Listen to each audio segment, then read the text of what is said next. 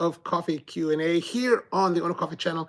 And we do this live stream about coffee, talking about coffee, things about coffee, and everything around coffee.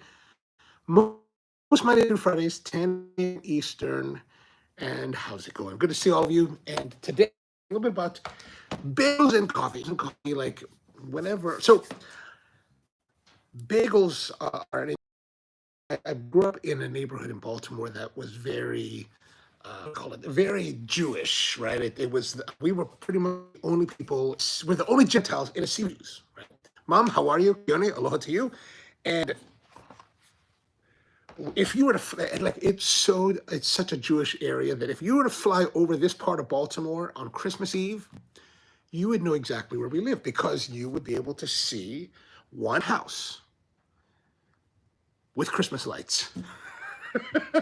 So I grew up in this neighborhood that's all Jewish. So there's, my neighbors and friends would go to shul and they would have, they would celebrate Passover and things like that. So I ate a lot of matzah and peanut butter and had matzo ball soup. And of course, part of that was having a lot of bagels, and bagels were part of what we always ate. And it was really kind of interesting in that respect. So today I thought we'd go a little bit into bagels, but we're also going to do some coffee as always. So we're going to get our coffee kit.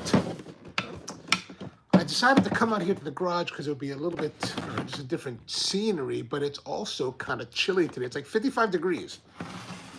So it's pretty cold. And so let's get our coffee kit here. This has become my de facto coffee kit. I don't know. I think I like it. So we're going to use our Kogu, which I'm really liking, and Kogu filters, and we've got our, what do you call that? The grinder from Kogu. Everything Kogu right now, Kogu. And we're going to be using the Sippy Falls blend from Chariot's Coffee in Uganda because I just have some more of it and I really kind of enjoy it. And I was thinking about, for bagels, I think you want a coffee that's nice and rich. Like I was thinking about using the one we got from Saudi Arabia. Russell, how are you? Good to see you. But the one from Saudi Arabia, it's going to be lighter. It's going to be, and I want something a little more robust for drinking with bagels. So, as you know, the whole thing comes together in this little kit, and you kind of drop it down, and then you twist, and it locks into place so it doesn't fall, right? But if you twist it again, it falls down. But if you twist it up, it locks in place. So really nice. And then of course there is the little bean holder that we have here. And that sits on like this. Now the bean holder just started. Like this particular version of the bean holder is pretty new. It's got the hand hammered look, right? So it's kind of nice. So this is the smallest one Kogu makes.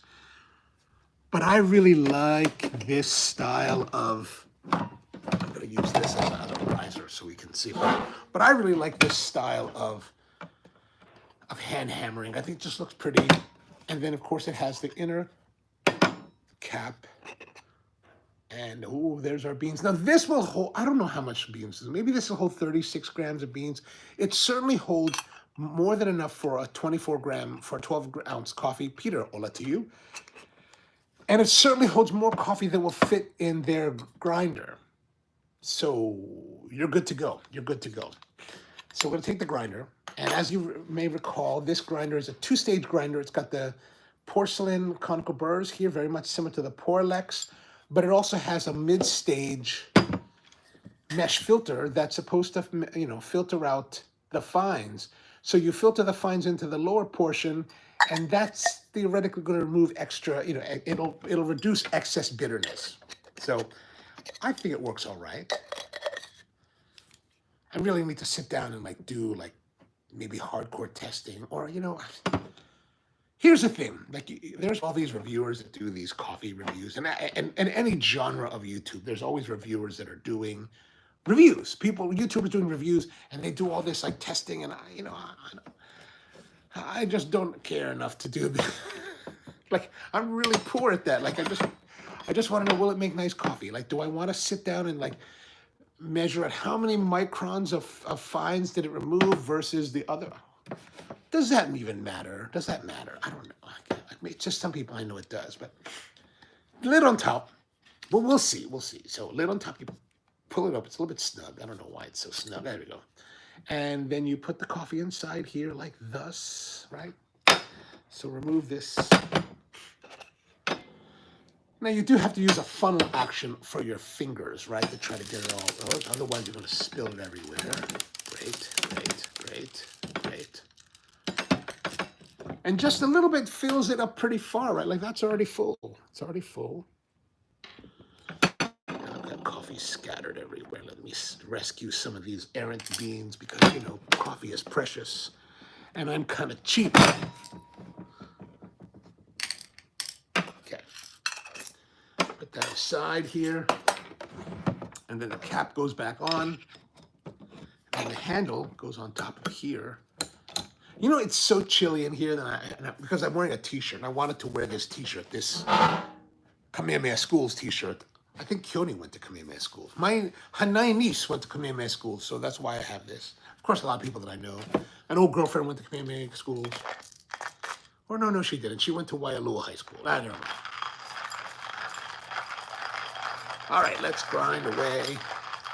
The one thing that I find that's a little bit irritating with this, because this multi-section is sectional thing, it does tend to, like, you know, depending on how you're grinding, it does want to like separate because you're like, it's twisting, and like, because it's twisting and you're holding it, you're not necessarily holding it all together, and this band gets kind of in the way of your grip, that it will kind of like, you know, because it's twisting back and forth, these two will separate. So it's kind of a little bit of a pain. Power Plant says, did you see Jason Momoa's new TV series about the unification of the Hawaiian archipelago? No, I have not seen that yet. I heard he's playing Kamehameha Nui. Is that correct?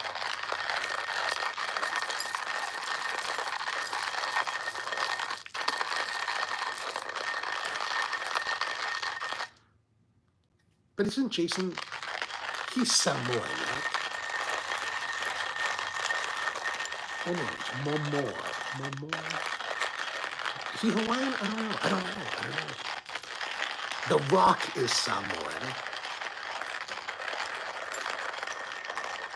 Well, you know, even if they're Samoan or Tongan, they're still Polynesian, still the same migrational patterns.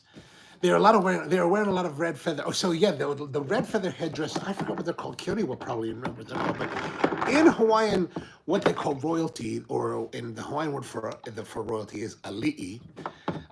They would wear feathered capes that are kind of like this shape like this, and they would have the red and yellow feathers in them, and then they would wear this skull cap that would have like a tall thing here. So red and yellow were very much about the colors of the royalty. It's about the Kaiana, not Kamehameha. Oh, whoops.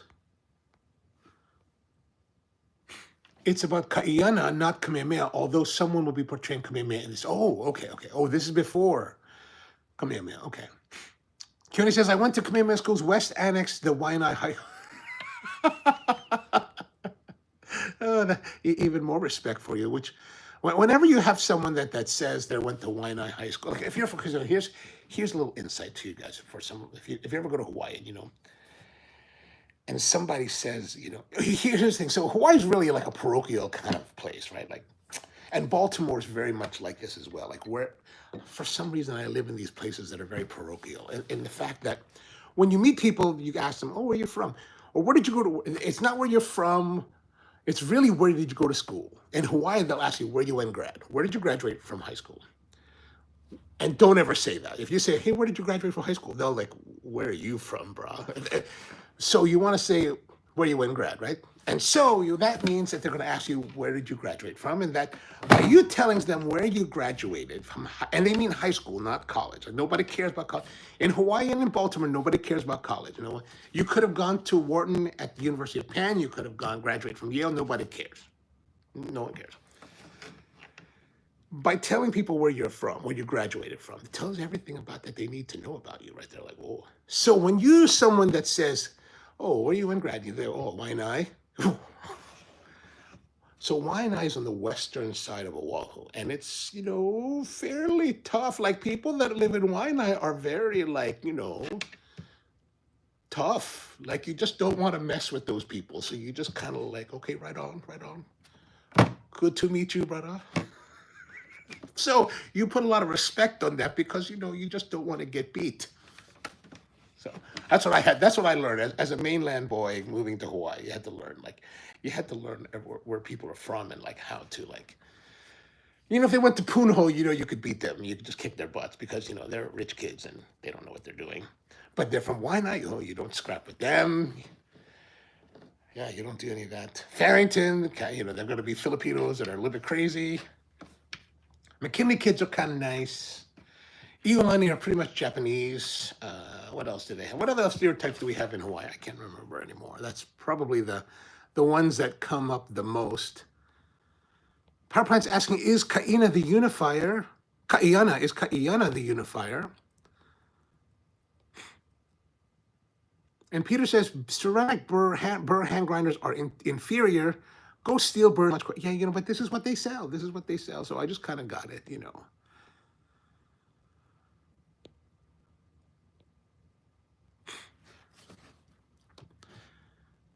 Oh yeah, so Keone says that no, that was Kamehameha who was the unifier. So it was Kamehameha Nui, the first, that was the one that actually conquered. Started from the Big Island, Hawaii Island, which is why the state of Hawaii or the kingdom of Hawaii was called Hawaii, because the island of Hawaii is where Kamehameha came from, and so he came from Hawaii and then I think he went to Maui first, and then he went to Molokai and to Kaho'olawe and all those places and conquered them. Went to Oahu, conquered that. So that's why the whole area is called Hawaii instead of, like, let's say Oahu, right?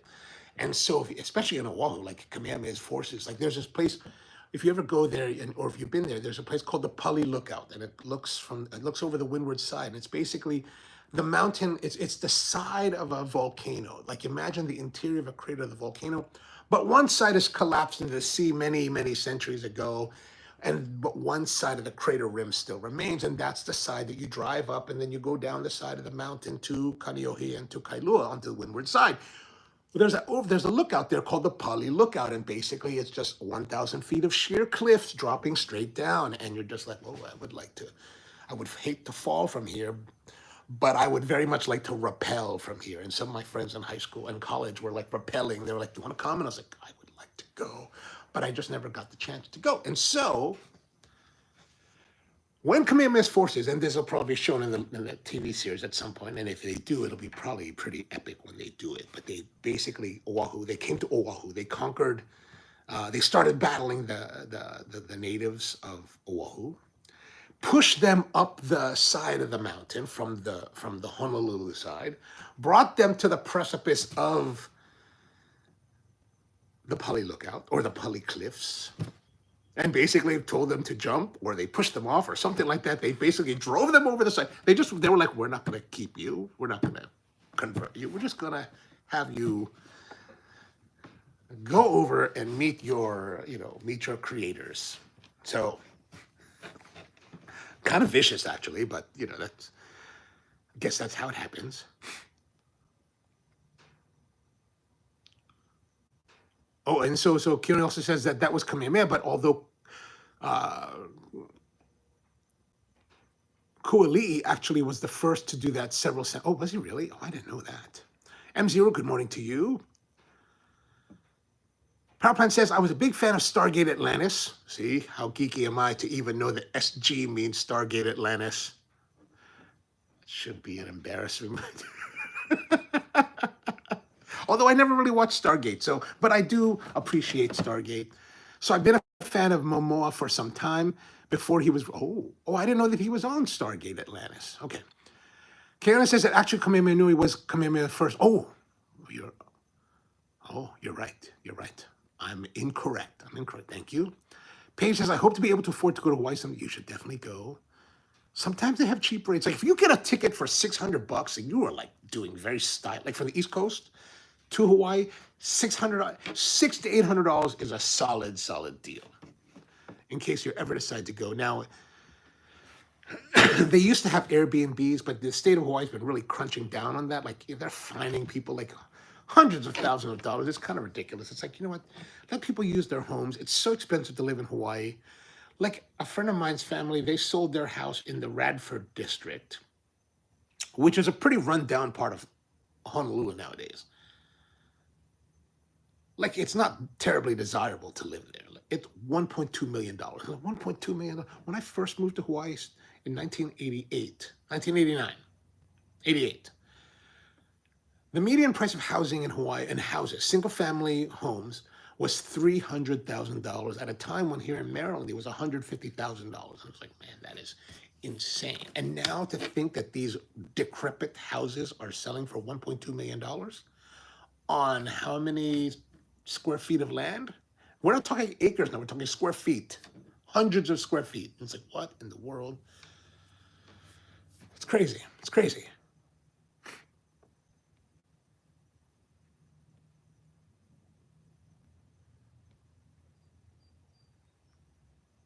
Power Plant says Momoa is teaming up with Star Wars Maori guy. You mean he's actually Tim Morrison. He's actually one of my favorite actors. If you like him as Jango Fett, you might want to check him out. There's a movie that was released in 1992 based on a book that was a bestseller in New Zealand called Once Were Warriors, and it's about this Maori family. The Maori people are the native people of New Zealand, much like the Hawaiians are to Hawaii. And like a lot of Hawaiians today, they live in poverty and they're impoverished and have a lot of social troubles. But this movie focuses on that, and Temuera Morrison plays a guy, Jake Heke. And it's really, I thought it's a great movie. It's one of my favorite movies ever. Like, I think it's extremely well done. The director, Lee Tamahori, who is actually of Maori descent as well, did an incredible job. But you'll see Temuera Morrison in his truly breakout role. Like, before that, he was this kind of lovable, chummy guy on some like soap opera in New Zealand. And then when he got hired to do this role, people were like, there's no way this guy, this funny, lovable dude is going to be able to play this horrible Maori like thug.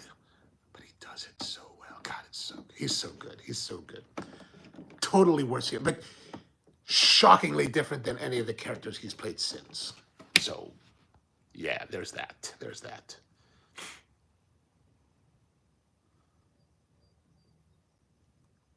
I think Tim Roby's dad again, like, oh, that would be awesome. That would be awesome. Kenny says, I knew Jason when he was a kid running around. Oh, so he's from Y9 too. You see, you got to put respect on that with these people. M0's with us. What's going on? Was thinking about this type of thing as I joined. Oh, nice. Well, good to see you. Russell said, didn't someone jump off the poly and winds put... That is what people say. I don't know how true that is. It wouldn't... On certain days, it would not be surprising because the winds blowing back up the mountain or back up the face of the cliffs can be very, very strong. I've heard that too, but I have been reticent to try that myself. Mainly because, I'm not typically the most svelte or easily flying physique kind of person, and I might defy the odds. Craig's with us. Good morning. No coffee talk again. We're in the middle of coffee. Power Plant says, looks like the new series will have several Maori actors possibly playing Hawaiians. Okay, well, at least that's better than the alternative of guys in brown face doing that. Or at least, what movie was it? There was whatever. It doesn't matter. We're at least we're getting to that point. That's better. Because at least now, if there's Maoris playing Hawaiians or Samoans or Tongans or Cook Islanders or whatever, at least they're in the same, migrational people strain and language group, which is always a good thing. I would like to see Raina Owen come back to in the movie. It would be great. Okay, so we got our filter. Let's get to the brewing. We should get to the brewing because we should be brewing already. But instead of talking too much, and when you talk a lot, or you just talk, you can say in Hawaiian it's called vala'o. You're like, oh, too much vala'o. Okay, so now we've got our separation. Here's our separated grinds, and then this is the fines. We should probably shake. Okay, that got a little more fines in there. Now, the other day when we were talking about doing this kind of brewing, I can't remember, was it you, Paige, or was it Naomi that was like, and I showed you the day before the the Hoshizaki, and the next day I was using that the fellow, and you're like, well, I should use the Hoshizaki, and I was like, you're right, I should have totally used that. So, but I was reticent to use the one that I had because it was brand new in a box. But I did. Then I remembered, you know what? I've got one sitting in the back of the truck. It's been sitting there in a cup holder for like the last 10 years. I don't know why it's just sitting there, but it's just sitting there, and so I got it, and still in very brand new condition. So this is the Hoshizaki. And we use this for creams, or you can use it for hot holding, like let's say sauces or whatever you want. It's hot and cold. These are amazing. I don't know if this is still the current model, but it's got a pouring spout, which is really the greatest thing about this Hoshizaki. You take this red button, it opens. Oh, see, and now we have a little pouring spout. So let's see if we can pour here. Oh yeah. Oh, that works. All right, that's working pretty well. Okay, let's see what.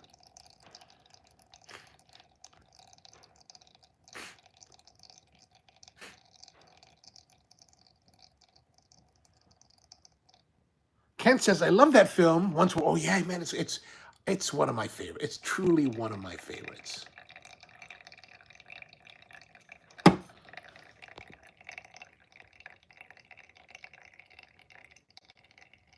Peter says, this is not coffee channel. Cammy says, Cliff Curtis and Tim Morrow. Oh, really? I'm so glad there's 6 degrees of separation. Please pass on, if you ever talk to them again, when next time we talk to them, and they probably won't mean anything to them, but please pass my regards to them. I'm very big fans. Like when Lee Tamahori was shooting a movie here in Baltimore, I was not working on it. I had a friend of mine that was working. I said, hey, can you go talk to Lee and just tell him, hey? I said, I really love the movie. And Cliff Curtis especially, right? Like Cliff Curtis, if you're not too familiar with him, you look him up, you'll see him. He plays Uncle Bully in the movie. And they changed the movie from the book, right? In the book, Uncle Bully is truly the heinous antagonist. In the book, it's actually Jake. I don't know why they changed it, but I think they did it. I think it was, when you see the movie, you'll understand, but I think to make it Jake, it's just too far. It's too far. But Uncle Bully was better. But man, Cliff Curtis, like you see him in other shows, and he's such a great character actor. Like, I'm like, gosh, that guy is awesome. I mean, both of them, amazing. Actually, the whole cast, whether it was Cliff Curtis or Tamara Morrison or Raina Owen, who plays the wife, or the daughter, Mamangaro Kerbel, like amazing cast, amazing acting abilities, just truly an awesome movie. Look at this. I think I have thyroid problems again. I think I'm shaking it now by mistake. Not mistake, but by own.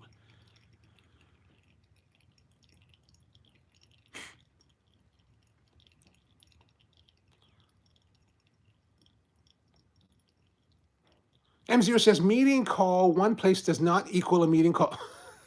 I gotcha. Peter says, my parents' favorite place in the U.S. is Hawaii. Oh, yeah, you know, it's my favorite place, too. Anton says, interesting. What grinder did you use for that? The grinder for this I'm using the one from Kogu, this double stage, you know, for the fine, removing the fines. So this is, porcelain, ceramic burrs, conical burrs, and then this like mesh filter to filter out the excess fines.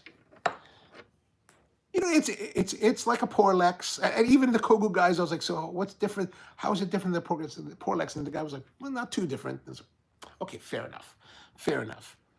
So I presume it's going to have the performance of a Porlex with a little bit better clarity because you're removing these bitternesses because of the small particulates. But, you know, so if you don't like the Porlex, you probably will not like this. Or if you think the Porlex is rubbish.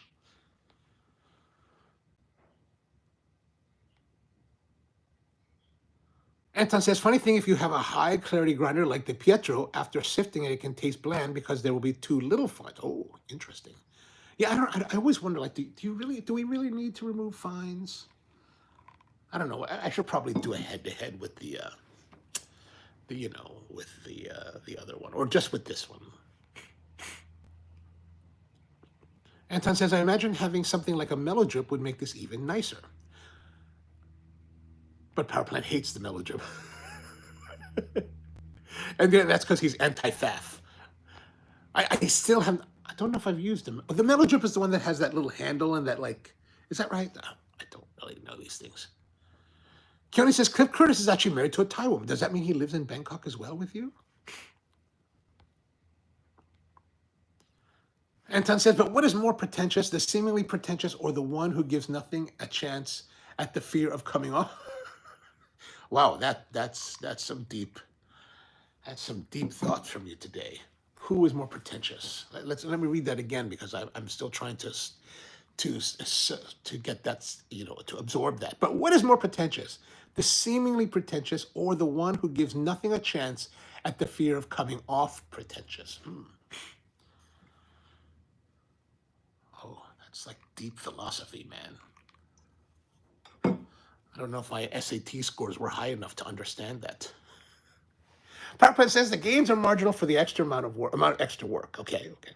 Anton says, I wouldn't even consider that extra work. But you're a fanatic. That's the thing. So I think that's the thing we have to remember. Anton is a fanatic, right? He's a fanatic of, like, he's German, so it makes sense. You're pursuing the perfection. You're pursuing the ultimate. So to pursue the ultimate means that, the little extra work is not a big deal. Again, I totally get it. Don't get me wrong. I totally get it. PowerPoint says, immersion methods are always my number one because they give you great results for the least amount of work. I agree with that. Like, I like that. That's why I'm a big fan of the clever. Anton says, I like hybrid methods. I like more mildness that tends to be produced by percolation. Oh, okay. PowerPoint says, the thing with immersion is that you can always bypass if you like. Yes. Kenny says, having my evening coffee with stone cookies from Mount. Ooh, stone cookies. Which coffee are you drinking? Do you recall which one it is? Oh, we're almost full here.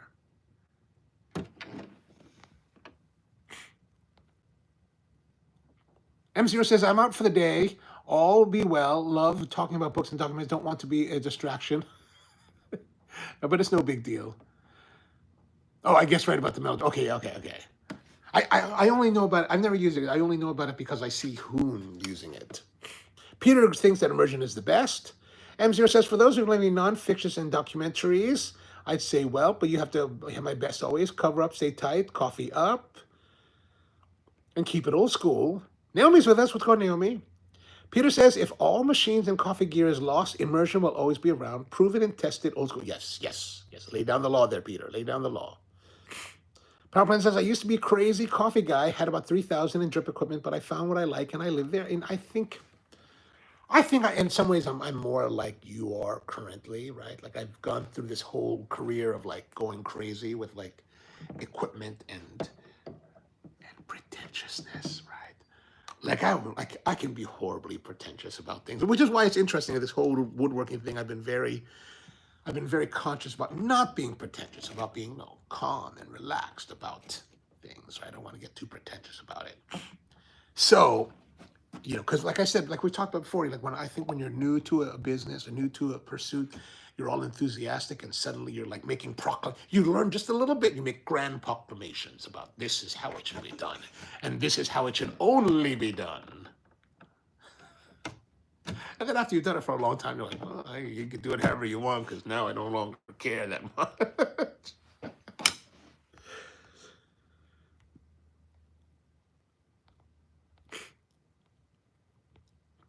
Anton says, I might tend to pursue perfection, but I do disregard brewers that produce results I love but are too annoying to be clean.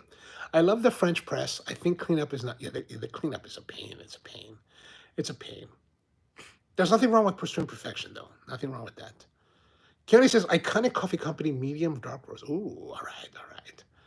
Anton says that makes a lot of sense. I think there's a process many coffee lovers go through, a discovery process where they overload themselves with gear, and after that, they get rid of everything they don't need. I wish I had a better skill at getting rid of what I don't use. Naomi says, if I had to pick just one and live with it, it would be my French press. Don't mind it at all. I just don't mind. I'm like, I don't like the cleaning either. I prefer, that's why I like the Clever. I just grab the filter, toss it, done.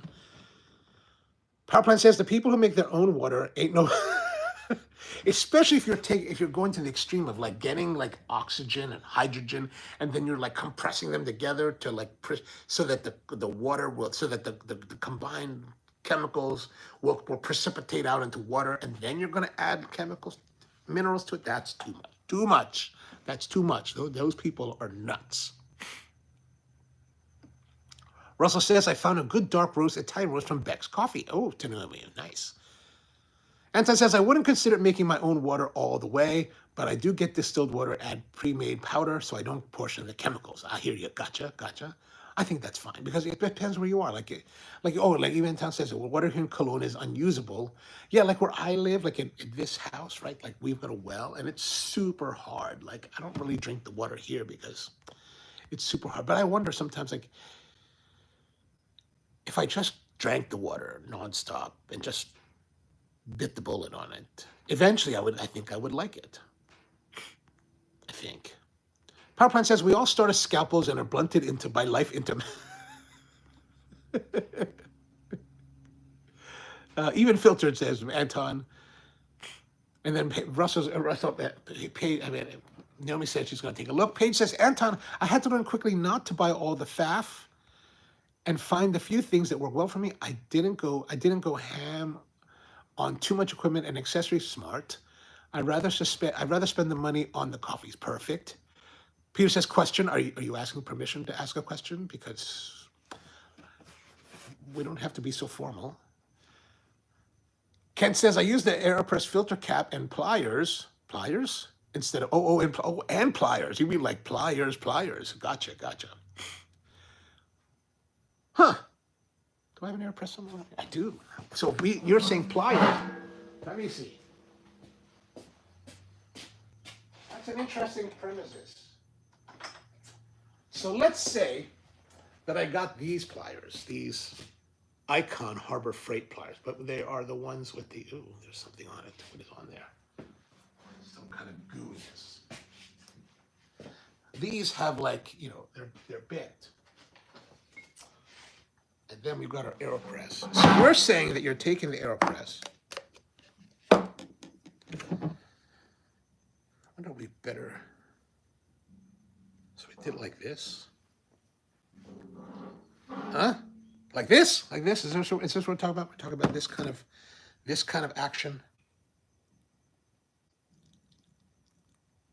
Oh yeah, that would work.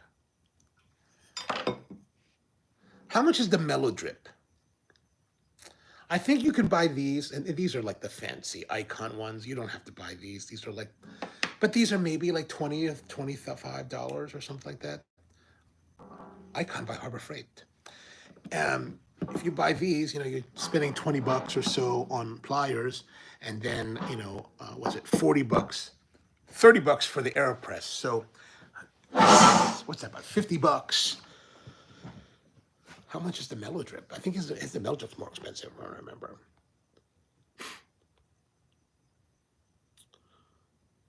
Anton says, the problem is my curiosity mostly gets to... I hear you. Peter wants to know, does anyone here online goes to work? I think everyone goes to work. Like what is it? Anton usually works at overnights, and since it's only like maybe like, I don't know, 4 in the afternoon there, he still has time. Naomi usually doesn't come and join us a lot of times because she's at appointments or doing whatever she's doing. And then a lot of you guys are like Kent being in Norway, he's probably at the end of his day. Keone and the guys, and you, Peter, since you guys are all out on the other opposite side of the planet, it's the middle of the night. So I think everybody's working.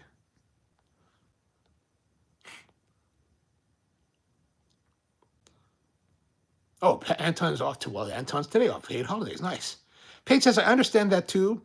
Luckily, my self-preservation and urge to save money over the last few years has kept my curiosity to just watching most people talk about. You don't really need most of this. Let the YouTubers buy this stuff or get it for free. Like they get, I don't get anything for free. Well, I can't say it, not anything for free, but companies don't send me. Some people will give me stuff for free because we're friends in the industry. But companies don't give me free stuff because I'm a YouTuber. They're like, I had Vivor tell me recently, they looked at my numbers and they were, because I asked them, hey, would you send me a sander for a comparison video? And they were like, your subscriber accounts are not worth our time. I was like, well, thanks, appreciate that. Malcolm says he's working right now. See, he's working right now.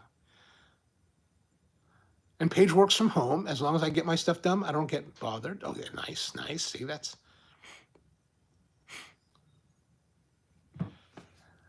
Anton says, I've memorized all your schedules just only because we've talked about them over the times, you know. And Paige says, I'm also working right now doing... I wasn't sure... Paige, I wasn't sure what Paige did. And I figured Paige was just like, you know, living her best life, like maybe some kind of like heiress or very successful entrepreneur. Okay, so as the point of this live stream is supposed to be about bagels, I thought we'd get our bagels. So now here's the thing. Like I said at the beginning of the live stream, I grew up in a very Jewish neighborhood where my family was the only Gentile family in a sea of Jews. Like we were the only one. PowerPoint says, I'm very hardline on the sponsored I know. You're very angry about that. So I don't really have much sponsorship. I don't have any sponsor. The channel has no sponsorship. Jay, the guy that has been in coffee for 25 years, I do get free stuff every once in a while. But nobody's ever like, could you put it on your channel? No, people are like, don't put it on your channel. We don't want to be associated with you. Okay, so today I do need a Festool sponsorship, but Festool won't give me, and they will definitely not. I'm definitely nowhere near the size or scale they would want. Paige says, not even, I'm a court worker for child support. Oh, nice. So first 2 weeks of the month, I'm in court 2 to 3 days a week. Gotcha. Okay, so we've got our bagels here. So this comes from one of my favorite bagel places. Oh, actually, it has to be my favorite bagel place right now. Last summer, was it last summer? Maybe 2 summers ago, we were up in Ridgefield, New Jersey for an event for the Coffee and Cigars live stream. Naomi says, I was introduced to my bagels to a Jewish family, and now they're really nice. And so on the way, when I travel to places, I try to go and eat what's interestingly local to those areas. And since we're in New Jersey, and New Yorkers are always like, we got the best bagels. Like, whatever, New Yorkers, that's enough. That's enough out of you. That's enough out of you guys. I'm from Baltimore. We got a big Jewish community. We got awesome bagels here. Like, we got excellent bagels. So now I'm going to go to your dojo and see what you got going on. So I looked at this place and said, number 2 bagel in America, as ranked by Food and Wine magazine in their top 50 bagels of America, was a place in New Jersey that was not too far from where I was. And then the number 1 place in New Jersey, ranked by a radio station, there was not too far away as well. So I went to both of those and I bought a dozen bagels and I ate them. This place though, man, like I thought I mean, I've had some great bagels in my life, like really, really good. This was far superior than anything I'd ever had. A place called Teaneck Road Bagels in Teaneck, New Jersey, very close to the George Washington Bridge that goes from New Jersey into New York City, close to Fort Lee. If you're ever in that part of northern New Jersey, it is worth the trip. They close at 3 p.m., so you want to go there before that. But if you go after 2 o'clock and you get a dozen, sometimes they put like 15 or more bagels in your bag. So what do I like about these? I remember when I first bought these, I hadn't had bagels in a little while, so I was like, I bought these, I ate them, I was like, man, these are amazing. So I was like, we got just as good bagels. So I went to my favorite bagel place here, a place called Goldberg's here in Pikesville, Maryland. I went there and I bought some bagels and I brought them home and they were not as good. These were superior. I was like, oh man, there really are no great bagels in Baltimore. It's like, this is the worst. This is the worst possible outcome ever. I did have a really great bagel while I was in Connecticut, though. I went to this small coffee shop where they made their own bagels. It was really good coffee, really good bagel. I was like, oh. But anyway, this bagel, I like my bagels toasted, but not too. Sometimes I like it toasted. So it's a little bit toasty, not enough to put a color on it, right? I just kind of like the texture. I like textural juxtaposition. I want a nice, like, crunchy, resistive shell, right? Crust. And how bagels are made, they're basically bread, but basically what the big thing is that they do is that they'll form them into these rings, and they'll put them like in a they'll put them in a, is it live? No, they'll boil them in water. They boil them in water, and then they bake. And it's that boiling that gives the texture, but there's so much more to it. And these guys, I don't know what these guys are doing, but man, it's everything I could want. Now, this particular one is a rye bagel, right? I think it's rye. Maybe it's whole wheat. I don't know what it is. I basically just tell them, when I go there, I'm like, give me two of those, two, and then I just eat them later, and I don't really worry about it. I have the idea that I'm going to remember next time I go back which ones I might not have liked as much or which ones I had more, but I never remember, and I just like continue on eating the bagels. Power Plant says bagels are fine, but I dig pretzels more. Anton says no time for bagels because, well, I mean, I imagine that bagels have come out of the pretzel tradition with the whole, like, we're taking the dough and we're putting it in some kind of water. And I know it's lie in Germany with the pretzels, but I think the idea is the same, right? I can't believe I need to turn up the heat. Okay, so Peter says that I have no idea what a bagel or pretzel is as a kid. Maybe I'll say, well, I mean, I only know it because I grew up in a Jewish neighborhood. Like, if I had grown up somewhere else, like if I had grown up, let's say, Daly cities outside of San Francisco with, like, other Filipinos, I probably wouldn't know what a bagel. I probably have no compunction for bagels or whatever. But I mean, I grew up in a Jewish neighborhood, so, like, bagels and lox, it was very, very big for me, right? I was like, oh, okay, right. And that's what I have here. I've got some cream cheese and some smoked salmon, some cured salmon. This is commercial. You can actually make it yourself. Really quite easy. You get a nice little loin of salmon. Maybe about this big is for yourself. Right? Just get this big. And you take a mixture of salt and sugar. 75% salt. You can go up to 90% salt if you want. The balance is sugar. I like 75-25, maybe 80-20. You can do 90-10, you can do 95-5, whatever you want. Or you can do all salt. But I like this, the little bit of sugar, gives it a little bit of sweetness. And what you do is you take the fillet of the salmon. You can leave it on the skin if you want. Clean it, pat it dry. Put it in this,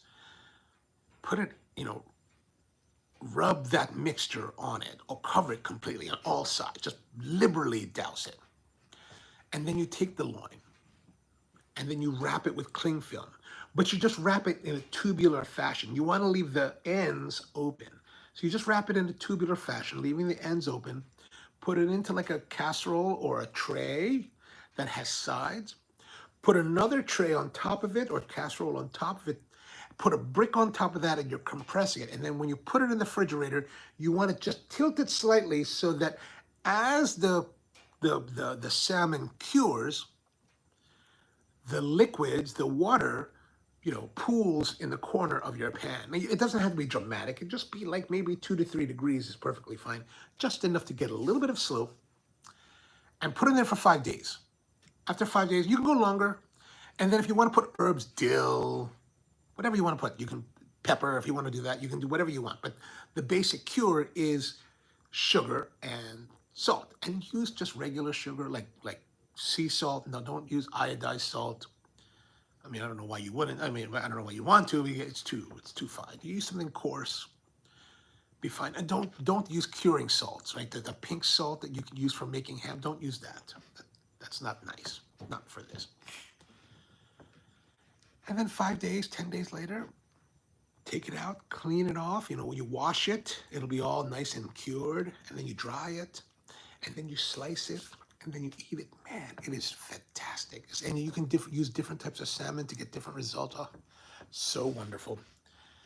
But this is not that. This is just commercial. This is Philadelphia brand cream cheese. And you know what? I've had a lot of different cream cheeses. I like Philadelphia. It costs more than, let's say, a generic brand at the store, which is more or less similar, but it's not the same. I like the texture and thickness of this. I don't know why. Maybe I grew up here in America, and that's what I'm used to. So that's my thing. Paige says, "They ever had a pretzel?" The power plant. Have you had a pretzel bagel? Oh, I don't know if I've had that. Pretzels and Belgian mustard. Oh, that would be good. Keone says, "I never had a bagel until I was in my 30s and really enjoyed." Did you get it at that bagel place in Honolulu?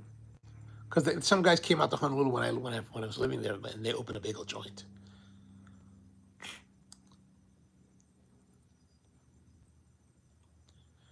Power Plant says bagels come from Bialys. Bialys are pretty good too. Like I've only had Bialys a couple times. I mostly had bagels. Peter says I grew up with Indians, so I know my curries. And you probably know, maybe depending where they're from, you might know. What is the bread? Like when I first started going to Uganda, everyone be eating this bread, and I was like, what in the world? Why are you guys eating? What is the bread? It's an Indian bread, not the naan. Now I can't remember the name, but it was one of those. It was a bread, man. So chapati, and I was like, oh, so good. So I'm all about the chapati, right? But you know, when you go there, they're like everyone's eating it, and you're like, wow, how did this happen? Because there's a diaspora of Indians all across Uganda and all across Africa, from my understanding. And I'm like, wow, really? I didn't know that. So crazy. And I like to put the cream cheese on a little bit, not too thick, but a little bit thick. Right? Maybe a little bit more. Like this is not healthy to do this. Like it's probably bad. And then maybe layer on top here. Like this is how a lot of people in America will eat their bagels, with the lox and cream cheese. Right? Okay, now we need to have our coffee.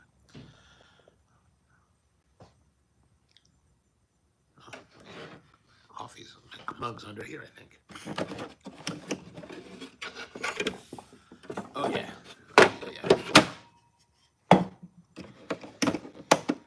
You'll probably be thinking, you have a thermal mug. Why didn't you use it? I don't know. I wonder that myself. Peter says, I'm going to look for bagels tomorrow. Go look for them. But, you know, I would say that, oh, oh, gosh, I'm just making a mess. Good Lord. I mean, maybe in Japan, they've got some like really great bagel makers. But I wouldn't, you know, yeah, go try it. Go try it. What am I saying? Go try it. There are always good people out there making nice product. But if you ever come to New Jersey, this is the place to go. Right? So you just take it. It's all ready to go like that.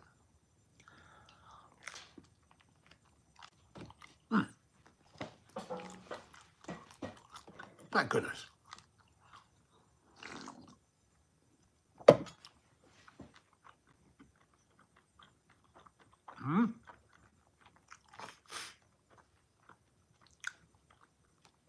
You know, lately, this is where I've been having my breakfast. With you guys here. Peter says, I prefer my Italian bread vendor. Ooh, Italian bread sounds good. Peter says, my first bagel was in D.C., actually the same as how you were making it. Someone ordered it from me because I had no idea what to get. Oh. You can also get capers on it. Very nice.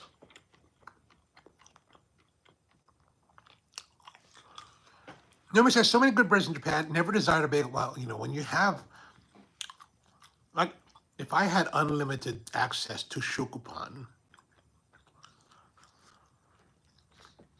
I wouldn't be eating very many bagels.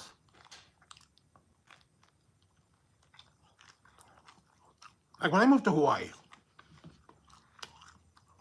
somehow I came across this bakery there called San Germain, Japanese bakery. And from the very first time I had their bread, the shokupan, man, it was like a revolution. It was like like the gates of heaven to enrich white bread had opened, and I was like, oh my God.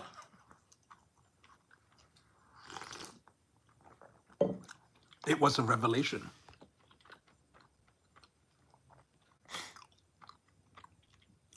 Peter says ciabatta and sourdough. Ciabatta sourdough can be very good. Alpine says, I don't really care for the bread here. It is made for people who desire a texture I dislike, that being fua fua. Fua fua. What does that mean?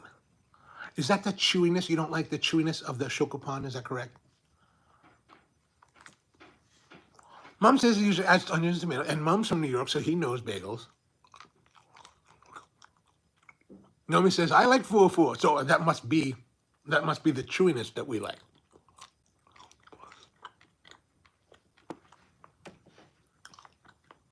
Nomi says, I typically buy healthy bread, so soft and fluffy. What's with the healthy breads and like dry and like coarse? I remember at the very first Spro, we used to have a powerhouse sandwich, which is, basically, what was on it? It was basically lettuce, tomato, Brussels sprouts, Munster cheese on this like 7-grain bread. Dense, dark, and like bone dry. Some people loved it, but man, that bread was dry. People would complain about the bread being so dry. I hear you.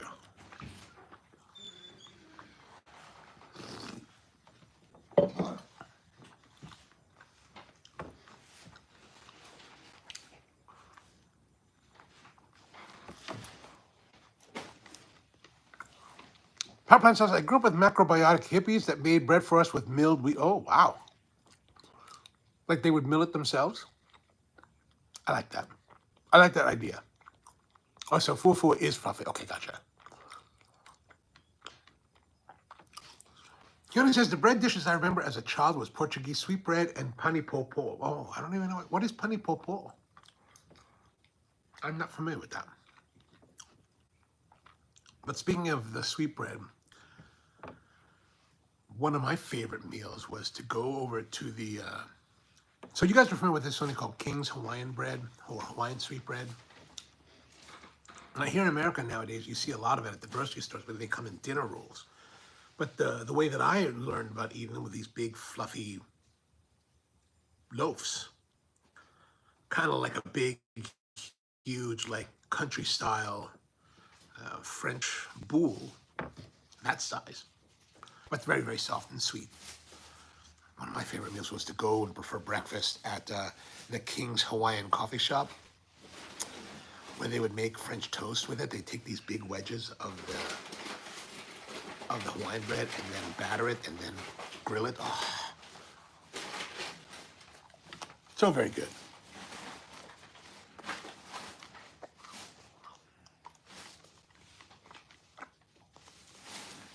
Peter says he likes to chew. I like to chew too. I agree.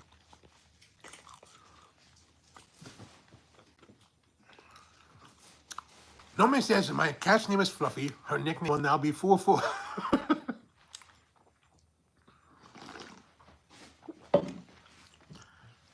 Here's something that I think Power Plant will be very angry with. Like, that Koreans have their own bakeries that remind me similarities to Japanese bakeries. I don't think they're as good. Like the bread is nice, but it just doesn't have the fluff. It doesn't have the chew as to the extreme that the Japanese bakeries do.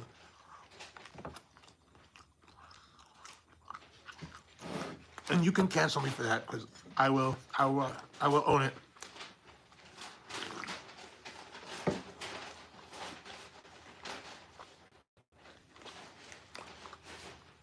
Power Plant says for Spanish tomato bread is good. Ooh, I've not had that.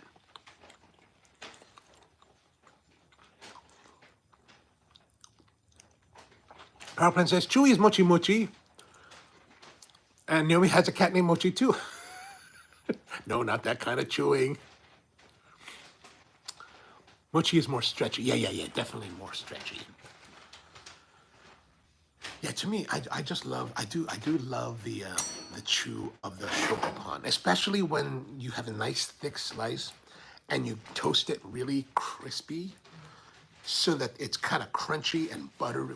Well, I put a lot of butter, buttery on the outside, and then when you bite it, there's a chewiness on the inside. For me, that's the textural juxtaposition that I really enjoy in foods. All right, time for this other, you know, powered through like a good third or so of this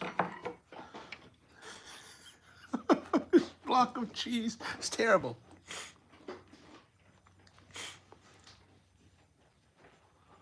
Karen says pani popo is a bread soaked and cooked with sweetened coconut milk, kind of like coconutty wet. Ooh, that sounds very good. Its origin is Samoan. Ooh.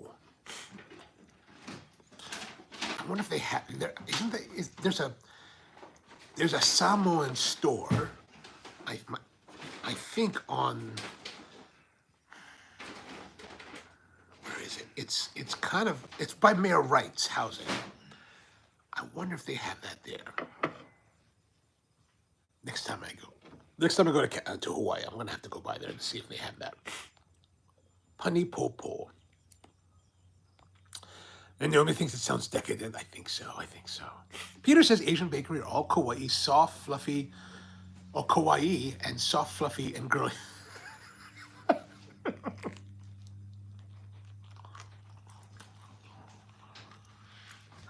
why you gotta go there and hang out.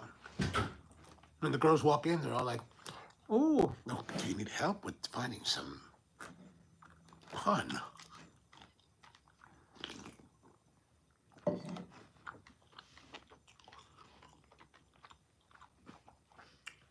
Karen says, "I've tried their recipes on YouTube." There's gotta be. Somebody's out there. Gotta be someone out there making some kind of video about their food, which would be great.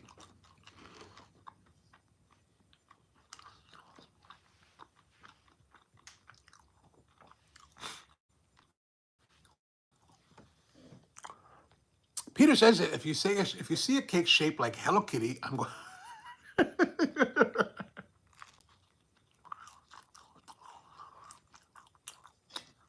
I'm trying to think. Have I seen one? Just for you, Peter. Next time I go to Japan, we're gonna go to the Hello Kitty cafe.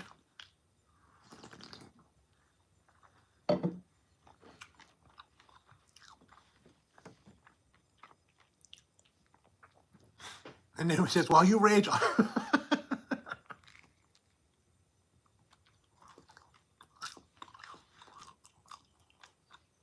Russell says King's Hawaiian Bread Factory is nearby in Torrance. The flagship restaurant is 1 mile away from me. It tastes great, but it's not good for you, bro. Oh, it's not good. It's definitely not good for you. But when I'm in California, though,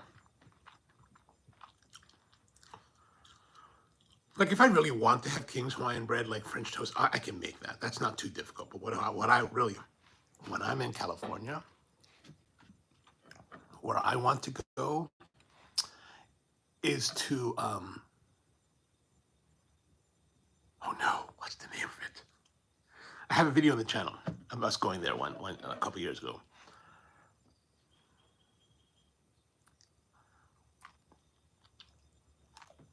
Oh no, why can't I remember? Is it Artesia?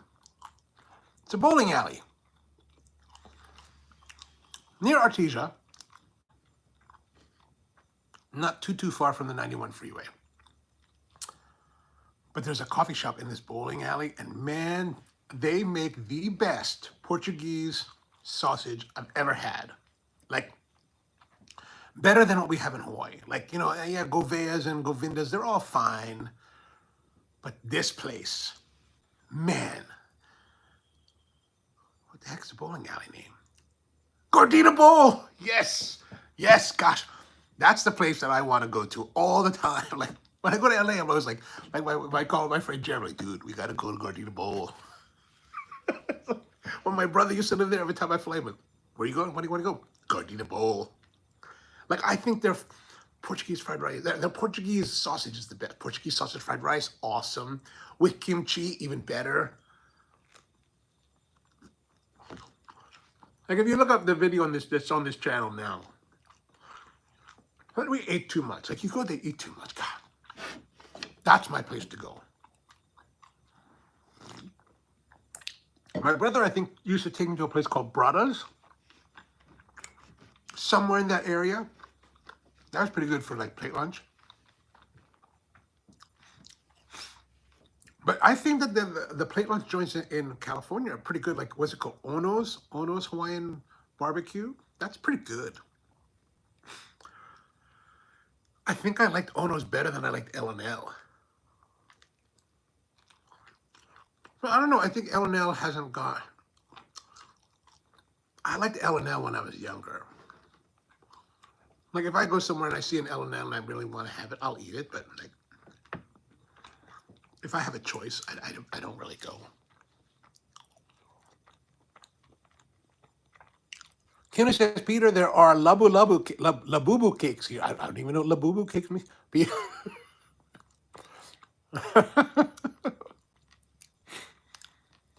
Labubu. I don't even know what labubu is. Linguiça or kielbasa. I mean, linguiça is good. Kielbasa is very good. But the Portuguese style sausage that they make in Hawaii is great. I mean, it's not, is it what I say? It's better. Like, is it better than the Baronburst we bought yesterday? I mean, it's different. It's different. They're all delicious. They just have a different. And like kielbasa, there's a place in Rockville, Maryland called the Kielbasa Factory, and I'll go by there every once in a while. I'll look, and they've got a whole case filled with kielbasas that they make in house. I'm like, I have no idea what the difference is. Sometimes I try them. Again, so much to. Naomi says, "What's labubu?" Better not to know. Don't look. Oh gosh. Okay, I won't look it up either. Oh.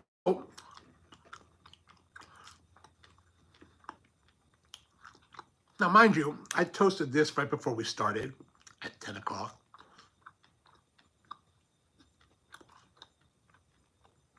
It took a good 40 minutes to get to it, so it doesn't have the textural crunch difference that it did a little while ago, but still very good. Chew. Like, power plant, you might like this because there is a similarity to the fluffy springiness of the interior of a shokupan, but it's much more durable, right? Like the shokupan springiness is chewy, but it's also very lightweight. This is very resistive. And the crust with the boiling of the crust, man, so a lot of like chewing, a lot of like tearing. Very good. This is some of the best bagels I've ever had. Teaneck Road Bagels in New Jersey. I go by there. I bought these on the way up to Connecticut a couple weeks ago. Whenever I'm heading up that way, I just kind of try to, if I have the time, I swing in and I'll buy. I'll just buy. Can I get a dozen? And then I always ask them, do you mind if I use your bathroom again? And I make sure to tell them, I just drove from Baltimore. Because, you know, New Jersey people, they're kind of tough. Kind of got to give them a reason why they want to be nice to you.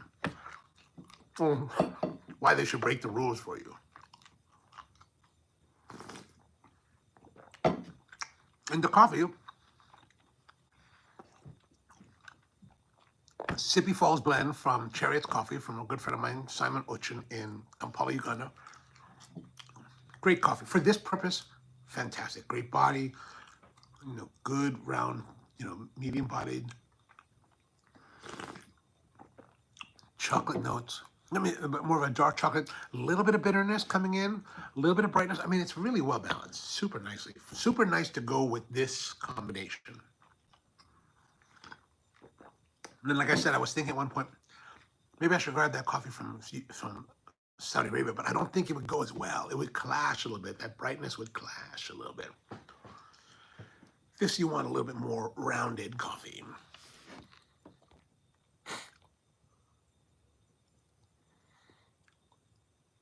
Keone says, Labubu is making people crazy all over. Not too bad here in Thailand, though. I don't even know what this is.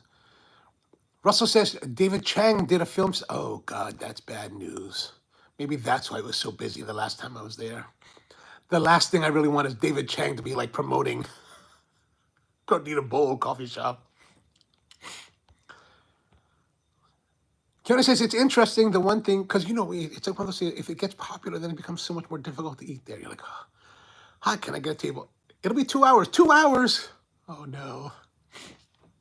Keone says, it's interesting, the one thing that for some reason doesn't taste the same as in Hawaii is mac salad. Oh. Maybe it's the, you know what it could be? It could be like, maybe, I'm presuming that you're talking about making it while you're in Thailand. I wonder if, like, for example, the accessibility to the macaroni itself is different. And then the mayo, right? Like, one of my good friends here, he's a chef in Northern Virginia. He's a local boy from actually, I think he's from Waianae. But I remember years ago he shared with me his recipe. He was like, bro, you want to make it like right? Yeah. He was like, you need admiration. What? So Admiration is a brand of mayonnaise that is sold in the food service industry side of the business, right? Like you can go buy Hellman's or what's it called? Or in the West Coast, Hellman's is called something else, but the same thing. Or you can buy Duke's and all those different brands,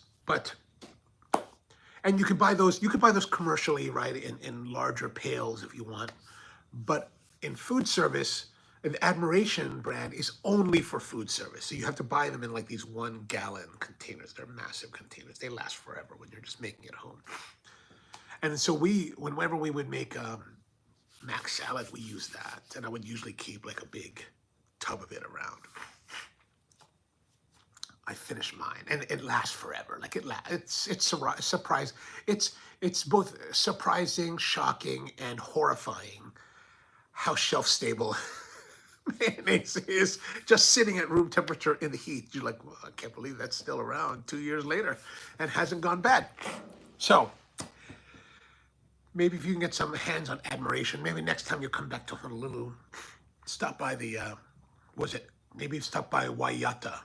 I think Yata or Waihata. Hata might have it on Sand Island Road. They might have Admiration. And try that. That might be I think that makes a big difference. Like, it's so good. It's so good, so good. And white pepper. That's what I would use. Best foods, thank you. Thank you.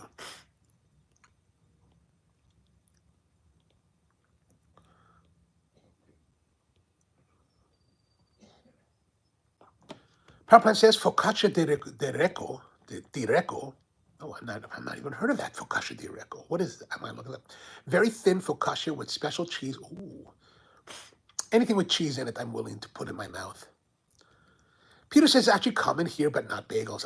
Yeah. I mean, I think bagels are going to be very common in places where there's a big Jewish population because for whatever reason, it's very popular with Jews. And I think that's because of the Ashkenazi Jews, the ones that were from Eastern Europe, Western Europe, Germany, and such, Poland. And I'm guessing I've never studied the history of it, but I'm just conjuring this idea based on no true solid evidence, other than the fact that there were Jews in Germany. Pretzels came from Germany, and the way they make pretzels and the way they process dough for pretzels, the way they process dough for bagels is somewhat similar in the fact that they soak the pretzels in lye water, whereas bagels, they boil the dough in water. They just boil in water. So that's why I think that it's a Jewish thing, and probably the shaping came from the pretzel world. And so I think you only really find heavy bagel presence in areas where there are a lot of Jews. And if you're in a place where there's not a lot of Jews, there probably isn't very much bagel representation happening. But if you come to like New Jersey, definitely go to this place because it's really, really good.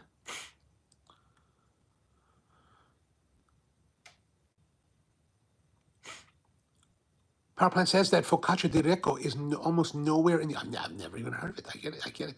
Peter likes olive focaccia. Oh, that's good too. But it's not olive focaccia. Google focaccia di Recco. I will look at. Okay, I will look at that. And it's rarely seen in Australia as well. Russell says Kewpie mayonnaise. Really, Kewpie mayonnaise for Hawaiian style mac salad? I never thought about that. Is that what people use back in Hawaii? I wouldn't be surprised, but I'm just like. Peter says, is like an Indian flatbread stuffed with cheese. Ooh. Yeah, that sounds good. Power Plant says, Kewpie is a little naked baby. Is the little naked baby very strange as why they chose it as their brand name? I don't know why they did that. That is also kind of... Even their mayo is kawaii. And then Power Plant says, that bagel theory should hold in LA, but LA has bad bagels. Do they have bad... I mean, I don't know. I never really... I bet, though, if you went to like you went to Hollywood where all the Jews are, right? Okay, that's racist. Or wherever they congregate, like wherever they really live, I would presume that they're going to have a good bagel shop somewhere there. Right? It's like a Chinese restaurant. Like if you live in if you go to the Chinese restaurant that has that's all about the lemon chicken and the General Tso's chicken, and you go there and you're like, hey, do you have some salted fish fried rice? You're not going to find very good salted fish fried rice. So you have to go to the place where the Chinese people are going and eat, they're getting the Szechuan foods and the salted fish fried rice and all the hardcore stuff. It's a good challenge, though. It's a good challenge. Next time I go to LA, maybe we'll try to see if there's any great bagels. I can only imagine there must be, because all those people that moved from New York City, especially during the migration of like Hollywood from New York to LA, and their succeeding generations, and all the people that moved from New York to seek their fortune in LA, like I can't believe that there's not a great bagel shop there. There has to be at least one that the insiders must know. They're like, this is the only place to go for kosher bagels. You must go there. I will ask around. I'll call up a couple chef friends that I know out there and see what they think about it. They don't eat carbs. I hear you. Have I eaten in London Chinatown? I've eaten there. I think I've eaten there. I think we went to one place in London's Chinatown. It was good. My dad, I don't know where he went in London's Chinatown, but he tells me that the very best Chinese he's ever had was in Chinatown, London. I have not spent too much time in London. When I've been in London, the last time I was really there for any extended period was like probably, just over 10 years ago. In 2014, one of my good friends, who's my best friend from college, who like lives in Thailand, he called me up. He's like, hey man, he calls me up every few years with weird, strange requests, right? Like one year he called me, let's go celebrate my birthday. It's your 39th birthday, dude. It's like, yeah, 39th birthday. Let's go celebrate it in Moscow. All right, fine. And then in 2014, he calls me up. He's like, hey, come out to London. All right. I just bought a flat. Okay. And we want to go to the Concours of Elegance. And I was like, what?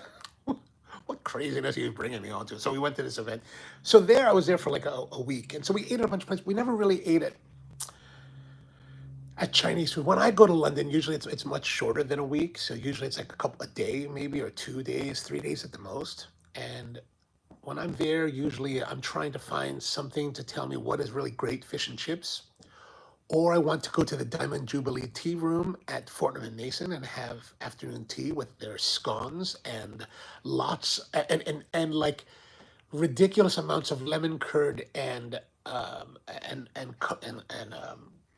clotted cream, like just enough to kill you.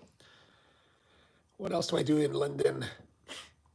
And then sometimes we'll go to places like we went to Little John, one of the fancier like restaurants. We went to that one time. But I tend to like go relatively lowbrow. Like I want to get me more fish and chips. I don't know why, because I want to see what it's all about. And I did find this one place called Royal Fish and Chips. It was on. So if you're at Kensington High Street and you go up towards Notting Hill from Kensington High Street, I can see how to get there. I just don't know exactly how to tell you to get there. But from Kensington High Street Station, if you walk straight up towards Notting Hill, maybe it's Notting Hill Road. You get to that Notting Hill Road or whatever that is, and there it used to be right there, like right there across the street. You're like, oh, there it is. Man, I thought they had awesome fish and chips, and like their mushy peas was delicious. I was like, this is what mushy peas should taste like. Sadly, they closed, but they were really great when I found in 2014 when I was there. I was like, this is awesome. This is awesome. There's also a good place for like lobster roll in Mayfair. But I don't know if you'd want to get lobster roll in Mayfair, like in London. Why are you, when you're from America, why are you buying lobster roll in the United Kingdom? That doesn't make any sense. Russell says there are great bagels in LA. Okay. See, I'm sure there are. Powerplant says Brits say fancy a Chinese. Well, maybe I do. Maybe I do. Peter says just because there's a diaspora doesn't mean good food. Well, I mean, it depends. It depends. Like one time I remember when I started going to Uganda in 2008, there was really no Chinese. Not really. And here's my thing is that as I'm traveling around the world, right, maybe after a week in some place, I finally revert back to like my old like programming. Like when I was young, a child, my father would be like, we'd be on vacation, and at some point my dad would be like, let's go eat Chinese. And my brother and I were like, what? Chinese? We want to go to McDonald's. What are you talking about, crazy man? And we'd be very disappointed when we go to Chinese. But now that I'm older than he was then, I'm traveling around the world and I'll go to different places. And after about a week, I'm like, man, I want some Chinese. So I've had Chinese food in all kinds of countries, Central America, the Middle East. I mean, everywhere that I go. So I remember in Uganda, when I first started going in 2008, there really wasn't much Chinese restaurants. But as China began their road to soft diplomacy, or maybe hard diplomacy, or whatever you want to call it, basically they started to surpass the U.S. as far as like infrastructure projects around the world. And they started partnering with countries all over the planet to build infrastructure. And, people say that they're, beholden, now these countries are beholden to China, whatever. But it's the same thing that America did. But as an American, my perspective is always like, well, why are we not doing that? Why are we letting the Chinese do that? Why are we falling behind? But that's a whole nother story. But by having all this Chinese infrastructure being built, or all this infrastructure being built by China in Uganda, there's so many Chinese now, and there's like communities of it. And they have this hotel, and they had a restaurant there. And I was like, one time I was there with my friend Claire. I said, like, Claire, let's go get some Chinese. She's like, really? I was like, yeah, let me show you. We went to this place. We ordered this Szechuan chicken, right? Dry Szechuan chicken that's like with lots of like peppers. It was very bony, and the texture of the meat was very different than chicken or pork. I am convinced today, till this day, I am still convinced that what they served us was not chicken, was not pork, but was dog. It tasted to me like dog. It had the boniness of dog, like dog. If you've ever had dog, and I've had a dog, it's very bony, lots of bones. I don't know why, but I don't know why. It's not like, I don't know what species dog it was or variety of dog. Like when you have pig, you don't ask what kind of variety you have. You just have pig, right? You have steak. You're not like, well, I guess nowadays you do Angus or whatever. But I was like, this is some bony meat, and it wasn't very good. And I was like, this is. I bet this is. I was like, this is dog or cat. Maybe it's cat. And then again, it could be rat. Who knows what it was? But it certainly was not the pork or chicken that we had ordered. I was like, I don't know what this is, but it's not that.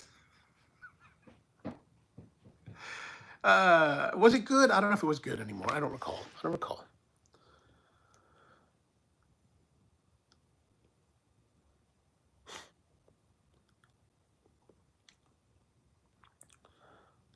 Power Plant's asking, but Russell, have you had bagels in NYC? In my opinion, it's incomparable.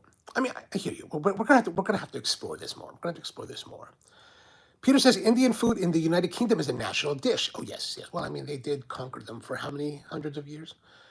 Power Plant says British Indian is just that, British Indian, authentic to them, but it's really food that caters to their palate. That's true. Like butter chicken, chicken tikka masala, those are very like British Indian foods, but I kind of like them, right? Like, I don't know if you went to like Hounslow, if you went to a restaurant in Hounslow, London, like would you find a lot of that chicken tikka masala or butter chicken? Maybe not. I mean, if Gordon Ramsay's making butter chicken on YouTube, then you know it's got, it's a bit mainstream. But there can be joy in those things. Like actually, I went to this Nepali restaurant here the last couple of days. They do curry and pizza, and they do these like hybrid pizzas. And every time I go there, they're like, "What should I try?" They're like, "Have you tried the pizza?